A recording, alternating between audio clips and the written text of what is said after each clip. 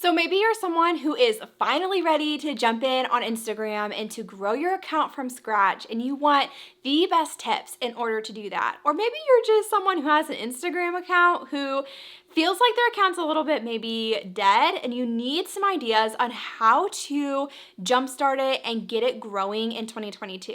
That is exactly what we're going to talk about in this video, all about what exactly I would do if I was starting over from scratch on Instagram, and what are the things I would do, what would I focus on, what would my strategy be, what would I post, what kind of content would I create, and how would I build a platform on this app. So number one, if I was starting over on Instagram, the first thing I would do is create Reels and make this a huge part of my Instagram strategy. Reels is something that came out over a year ago at this point, way back in 2020, and is still such a big part of the platform, and particularly in getting yourself in front of new people who don't know who you are, which is a really great thing if you are brand new or a brand new account, or you're trying to grow your account. Reels are really where it's at. Instagram Reels, in comparison to other types of content you can make on the Instagram platform, is unique in the sense that they're primarily being shown to people who do not follow you, which is why they can be so impactful for growing your account. So for example, if someone is scrolling on Instagram or scrolling on Reels, they could see your reel even if they do not follow you or have never interacted with your account before, which is huge if you are a brand, because it's essentially like free marketing, right? It's getting free eyeballs on your content and your account. And I really attribute, this is one of the biggest reasons that my Instagram account has grown 25,000 followers over the past year, is by using Instagram Reels. And a lot of people, a lot of you guys finding me that way. And if you're wanting to learn more about Instagram Reels and how exactly to do that, I actually have a free 1-hour class all about how to grow your reach, followers, and customers with Reels. And so we'll have that linked right down below this video if you want to jump in and watch that instant class on demand. So that's an option if you want to jump in. I also have a ton of videos on this YouTube channel, like literally dozens, all about Reels. So if you are someone who's brand new and you have no idea how it works, how to make them, the strategy, we got you covered. So be sure to watch that class or to dive into some other videos on this channel. The second thing I would do if I was starting over from scratch on Instagram in 2022 is recognize that community is everything when it comes to growing an account. I want you to make sure you're not just focused on the numbers, the number of followers, the likes, the engagement, the views. Make sure that you're actually genuinely growing a community. So when I say growing a community, this means, actually engaging back with the people that follow you, responding to them with, instead of just regular DMs, do voice messages back to them. Show up consistently for your people who are following you and who have already decided that they love your brand and want to learn more about you. Essentially, I really want you to think, how can I build a better connection with my audience? How can I make them feel like they're a part of something bigger within my own brand? And so I do this a lot through stories, like with polls and question boxes. Instagram Lives are a great way to do this. There's even, just by simply engaging back, respond to comments, respond to DMs. Make sure you're not posting and ghosting constantly, right? Make sure you're creating essentially a relationship with the people that follow you and they don't feel like they're just talking to a brick wall, right? Another really cool way that you can do this that came out recently is Instagram Reels actually added in real video story or video replies. And so like when someone comments on one of your past posts or Reels, you can actually, when you go to comment back to them, hit the little video button on the left-hand side and you can create a reel in response to them, which is kind of cool. And it's a very similar feature. If you're familiar with TikTok, TikTok has a similar feature where you can basically do a video reply to a comment. So that could be a really cool way, and something that I haven't even played with a lot because it literally just came out on Instagram. It can be a really cool way to build community with the people that follow you and make them feel like you actually care about them, right? And they're actually going to engage back with them. And really the reason why I mention this and why I think it's such a big deal is just because I've noticed within my own brand and even a lot of other brands that I follow, the ones that are doing so well right now are the ones who are prioritizing their people and responding back to them and being engaging with them.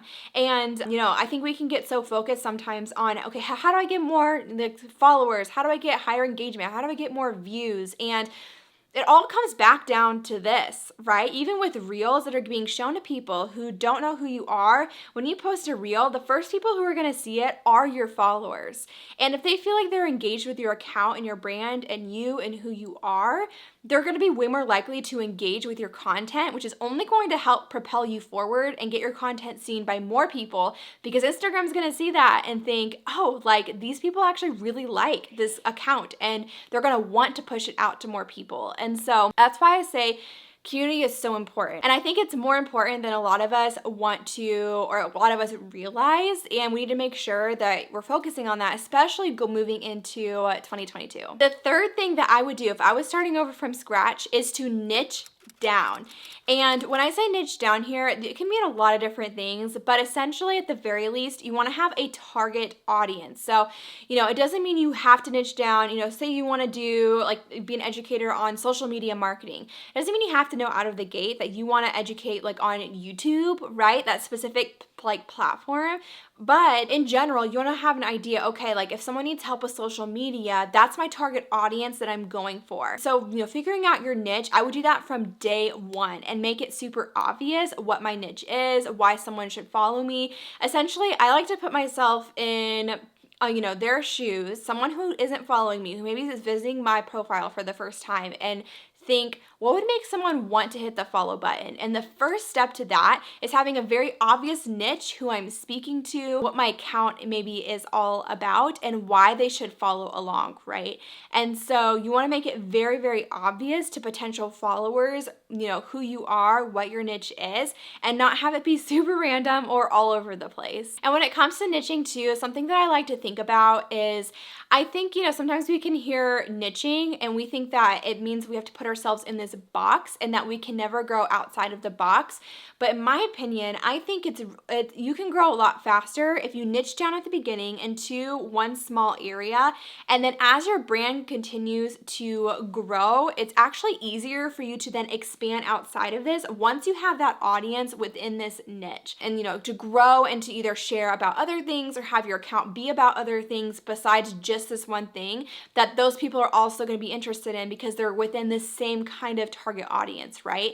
But I do think having something specific that you are all about or that your account's about and making that very obvious is going to grow you way faster than someone who's just trying to share about all of these different types of things and it's not very obvious why someone should follow their account. Number 4, if I was starting an Instagram account from scratch, and even this is just something that I am tweaking with my Instagram strategy moving into 2022, and that's creating different types of Instagram content. So what I mean by that is making sure that as much as possible, I'm really utilizing a lot of Instagram's different features on the platform, a lot of the different types of content available to create, and really having more of a well-rounded content calendar and posting, I was gonna say posting schedule, but I think it's more like the type of content that I am posting, making sure it's diverse and it's not just the same thing over and over and over again. And so just making sure I have a variety of different things. And I'm actually gonna break down those different types of Instagram content pieces here soon in my channel. So if you haven't subscribed yet, be sure to subscribe so you can stay up to date on all our future videos. But essentially, I want to think, how can I serve my people in a variety of different ways, but also how can I utilize a lot of the things that Instagram is making available to us on the app. And I think that's not only going to help grow our account, grow our engagement, get in front of new followers, right? But it's also going to help foster that community with the followers that we already have. I think it can be easy to, even though I already mentioned Reels, and Reels are amazing, do not get me wrong, but something that I am focusing on more in 2022 is making sure that I'm not just posting a Reel every single day of the week, but I'm having more of a balance of Reels and photo posts and carousels and stories and even more Instagram lives, and making sure that once those people find me through Reels and follow me, that they feel connected to me through those different things, and that, whatever way they want to consume content from me, that they have different options in doing that, right? And so just making sure I'm showing up in those different areas, and it's not all just Reels, the same thing over and over, or all just stories all of the time, but trying to be more diverse in the types of content that I'm creating. And I think especially as just what I've seen in the past year on Instagram, Instagram continues to evolve and create new features, create new ways of creating content, which to me is a signal that they want us to be creating different types of content. They don't want it to just be all reels or all photo posts or all stories, and that people who are taking advantage or creators who are taking advantage of all of those different types of content you can create on the app are going to more than likely grow faster than somebody who is only focused on one thing. Now, does that mean that I would only post stories and photo posts and neglect reels? No, reels definitely need to be a priority and need to be something you lean more heavily into, especially as you're growing your following, but keeping in mind that you want to be incorporating those other things too, so that once someone follows you, that they have other ways to connect with you. Because, reels are great for connecting with new people, but it's like once they've come into your circle, okay, now how do they get to know you more? And for me, I've seen that more through stories, Instagram lives, and photo posts. Number 5, the 5th thing I would do if I was starting over on Instagram is I would make sure I have a very optimized bio and feed. So this is kind of going off of the idea of niching down, but I want to get more specific and granular with what exactly I mean by this.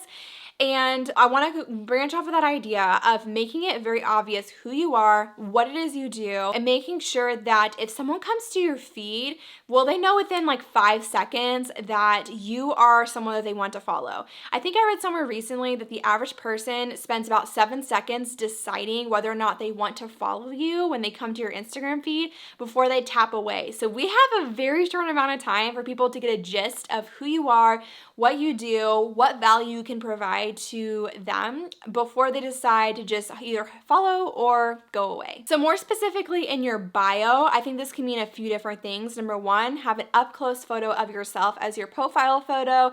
I think this is really important, especially if you are a business that has, either you are a creator or a personal brand, or you're a business where you are the face of the brand. You want people to feel connected to you as a person immediately, and one where they can see your eyes or they can see your face up close. It's only going to make them feel more connected to you as a person instantly.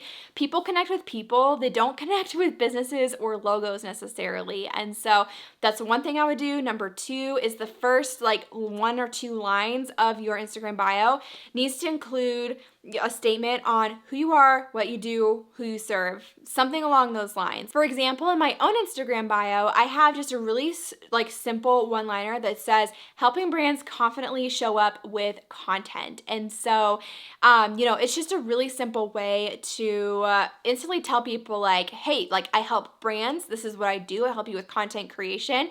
If you like that, you might want to follow along. So it's just you want something like that, especially if you are very focused on growing a business or a brand. You want that literally in the first line of your Instagram bio. Make sure it's very obvious and people know exactly who you are. If you're a service-based business owner in a specific location, make sure you include your location. Make that very, very obvious. Another thing that is super helpful when it comes to having a great bio is the very last line of your bio. You want to direct them to what do you want them to do next. And so, have a call to action at the very bottom of your bio, whether it's to join your email list, whether it's to follow you on YouTube or to watch your newest video, or whether it's to book a consultation. There are so many different options here. Whatever makes sense for your brand or business, you want to make sure that you're doing that and utilizing any traffic that comes to your Instagram page. And then as we think about, if someone's scrolling, they see your bio and then they keep scrolling and they see your feed, what are some things to keep in mind there? I will say if we were talking about Instagram 5 years ago, it was all about having a curated feed, right? I feel like that was so emphasized. And nowadays, I think people are over it. I think having a branded feed that has somewhat of a flow to it can still be really helpful and also help people to know what to expect from you and to get an overall vibe from your brand. But do I think it needs to be perfectly curated? No, I think we're past the days of a feed being perfectly curated. I personally don't spend a ton of time curating my feed. My feed still looks very branded though, in the sense of I'm editing all my photos the same way. If I have a graphic or something on my feed, it has my brand colors on it, my brand fonts and all of that. And so there is some consistency to it and people know what to expect from my brand, right? But it's not something that's perfectly curated. And I think people are just over perfection perfection. Perfect perfection. I get, yeah. Okay. You know what I mean. People are over perfection. They would rather have real, and they would rather enjoy singular pieces of content than have your feed be perfect. But with that said, I do prefer having at least a flow to my feed and making it, make sure I'm using the same editing, make sure same coloring, all of that stuff. I still think that's really helpful, especially when you are a brand or a business and you want to have some consistency to your brand so people can recognize your brand, right? But overall, I don't think your feed has to be absolutely perfect. And I actually have another video on this channel about how to basically create an Instagram feed and a theme and like how to figure that out. So I will link that video right down below this video, so you can go ahead and watch that next, and we'll pop it right up here. So if you want to tap over to that next, feel free to go watch it. And if you haven't already and you want to learn more about growing on Instagram, like I mentioned at the very beginning of this video, Instagram Reels is probably one of the best ways to do that right now.